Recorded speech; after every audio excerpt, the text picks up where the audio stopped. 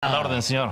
Oigan, chamaco, se instala la mesa económica en el Mañanero. Ya está Pedro Tello. Pedro. Broso, buenos días. Buenos días. José Luis de la Cruz. Muy buenos días. José Luis. Oigan, acaba de pasar la Comisión Nacional Bancaria. Estamos viendo que hay que partir de cero. O sea, cosas realmente que nos han llamado poderosamente la atención. La banca maravillosamente bien. La banca en el mejor momento. Los créditos fluyen. En años, el mejor momento en años. No sabes qué alegría y qué tranquilidad nos dio por todos los banqueros, desde luego. El costo del crédito a la baja. Una cosa... Las comisiones casi desaparecen. Bueno, Acapulco era otra vez el paraíso. Los ahorradores se sienten cobijados como nunca lo han estado. Pues más que cobijados. Las reformas estructurales dando resultados. Sí, claro. También. Una manera de cobijarlos pírrica. Sí. Debajo de una cobija, el universo. Pues sí, terminó la convención bancaria, Broso, pero no así las secuelas de lo que ahí se dijo. Ajá.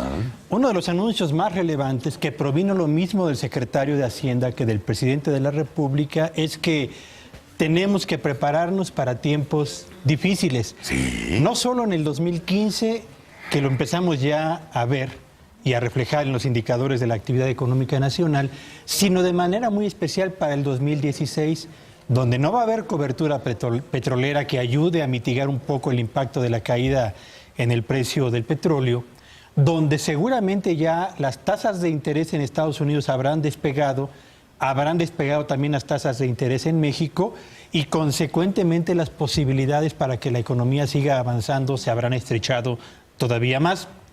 El secretario de Hacienda dijo, tenemos que apretarnos el cinturón en el 2016. Ajá.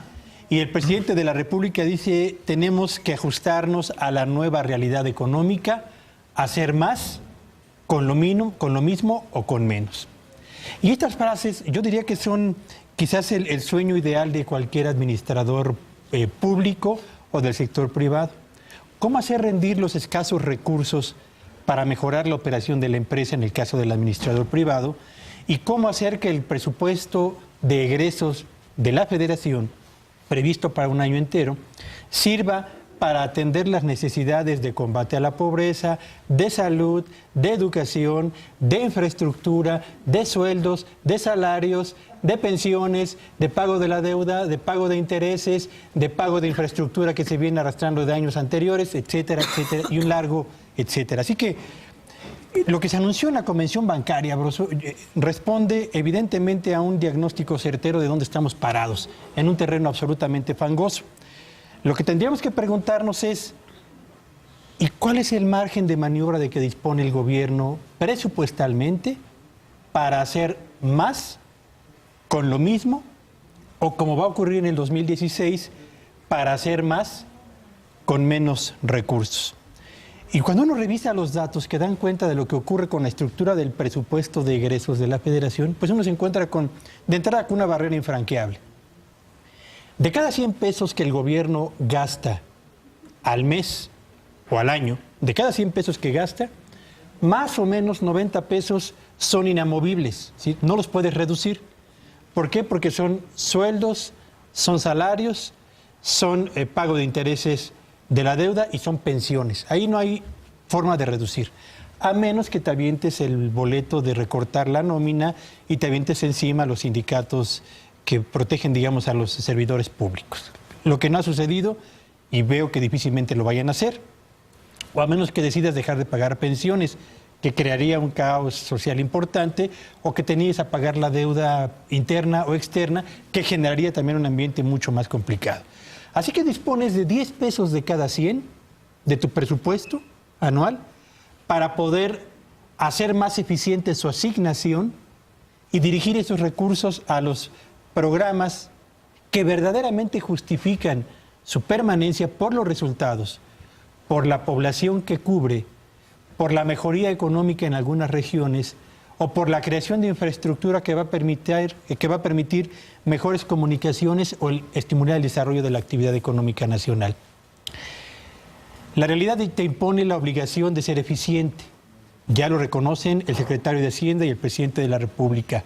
La composición del gasto te impone una barrera que hará muy difícil finalmente avanzar hacia el famoso mecanismo de presupuesto base cero que pretenden establecer a partir del 1 de enero del año próximo.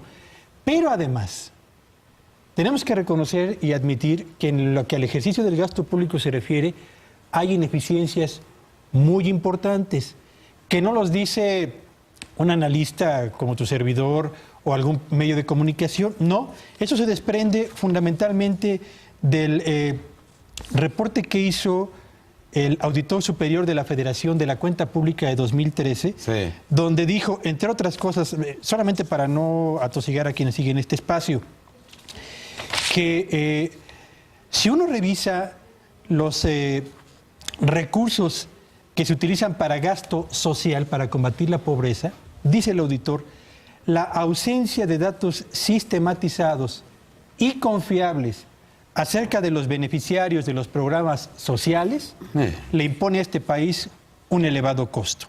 Señaló también, hay proyectos de infraestructura que se han ejecutado sin planeación, sin supervisión, sin seguimiento. Hay sobrepagos, repito, sobrepagos en materia de infraestructura. Hace falta fortalecer los órganos de auditoría interna para convertirlos en órganos profesionales e independientes. Y un caso muy concreto.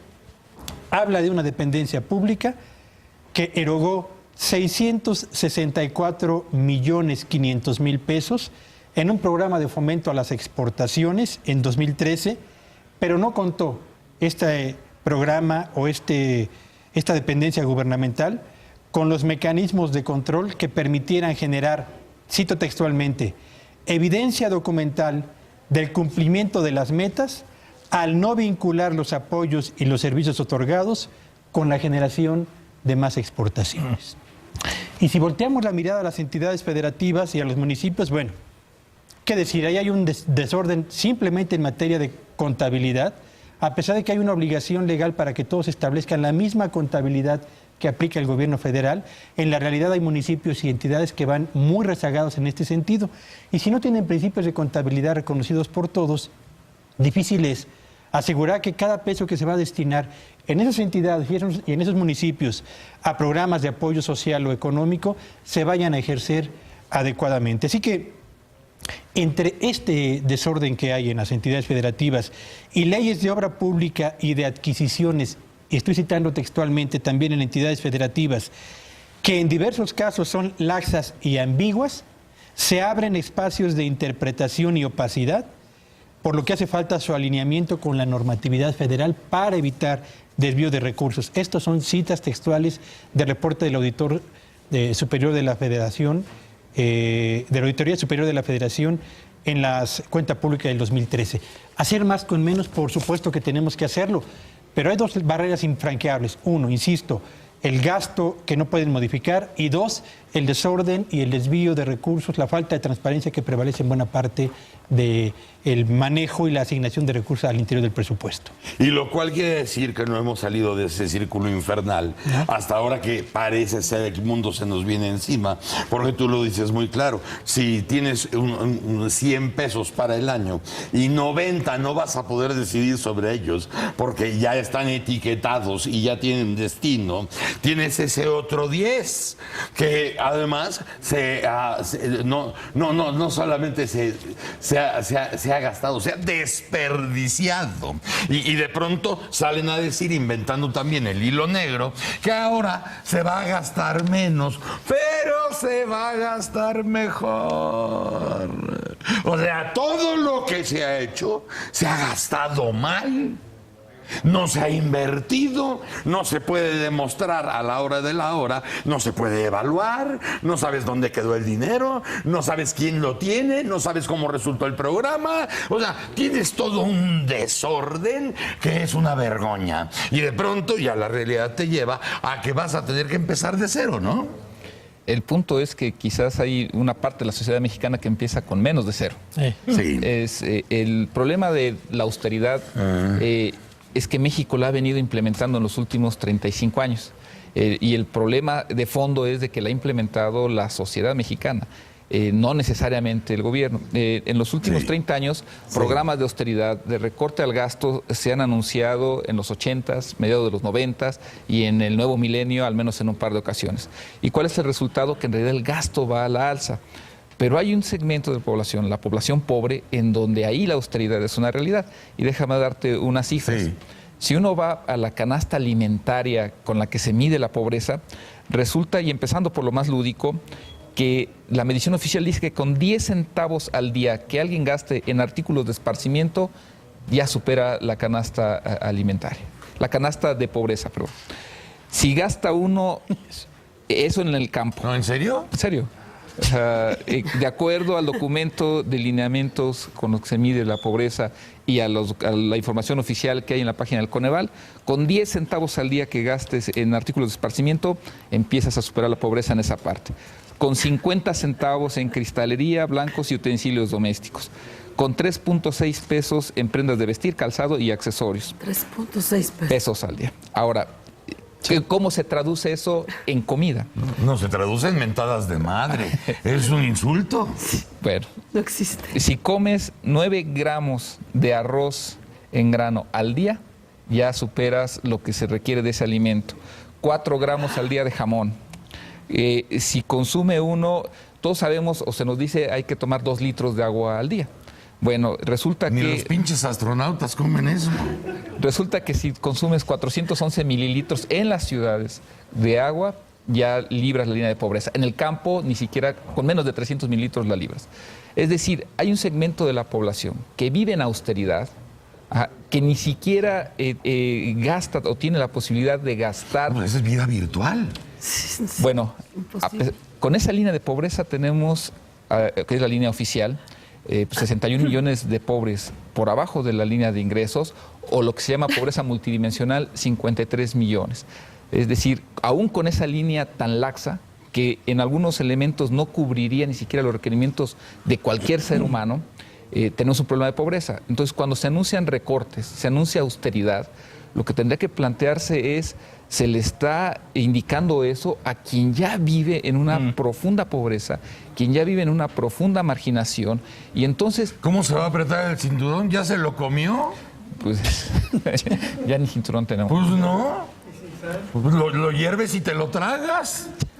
Bueno, entonces, eso de hacer más con menos es lo que ha tratado de hacer la sociedad mexicana en los últimos 30 años, y es en realidad el reto que tendría que hacer el gobierno para garantizar que esas acciones reviertan esta realidad, porque de no transformarla, lo que vamos a tener es una vuelta más, que el problema es, ya en algunas zonas de la República podríamos hablar de niveles de pobreza, pues como Haití, que es uno de los países más pobres del mundo, y que en un momento dado nos explica por qué en algunos estados como en Chihuahua la gente vive en cuevas. O sea, hay personas que están viviendo en un grado de marginación al que nos ha llevado la austeridad aplicada de manera sistemática los últimos 35 años. Nuestra realidad, Pedro, es lo que acaba de decir José Luis, en contraste con los mejores momentos que vive la banca mexicana. Y muy pocos ricos que se han beneficiado de operaciones en la Bolsa Mexicana de Valores, y pocas empresas que tienen un perfil exportador y que han sido beneficiarios de la globalización, pero el resto de las empresas de las regiones, de los hogares, de las familias y de los individuos siguen esperando buenas noticias en lugar de que les estén recetando más austeridad y más apretones de cinturón. Perdón por la ignorancia. En un país en los países con una desigualdad así, ¿cómo acaba la cosa? Evidentemente con problemas sociales a la vista de todos. ¿Coincides? No son buenas noticias. Bueno, muchachos, sigan ustedes su bonito martes. Yo te agradezco mucho, José Luis de la Cruz, Pedro Tello. Rosso. Muchas gracias. Has hecho millones de personas, les has inyectado esperanza. La realidad es así. Así es. Bueno, por lo menos tráguense la hiela a cucharadas. Gracias, señora. Gracias a usted, buen día para todos. Gracias, doctor. A sus órdenes. Muchas gracias. Mañana a las 6:30 sin remedio estaremos con ustedes aquí en Foro TV. Si tienen tele, ahí se ven. ¡Órale!